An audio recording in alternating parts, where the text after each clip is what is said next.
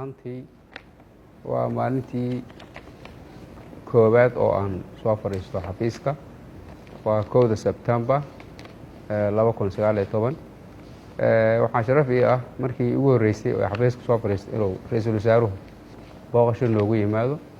marka warbixin kooban ayaan siinay ra'iisul wasaaruhu kadib markuu xafiiska nagu soo booqday. sidoo kale ra'iisul wasaaruhu wuxuu booqday xafiisyada ku-xigeenada gudoomiyaha gobolka Banaadir iyo duqa magaalada Muqdisho.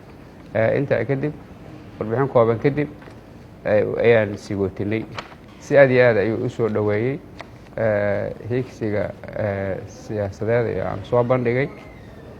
marka waan rajaynayaa si collective ah oo isku xirnaan ah inaan ku guda doono howlahayga ayagoo ra'iisul wasaaraha iyo golaha wasiiraduba ay igu taageeri doonaan insha Allah.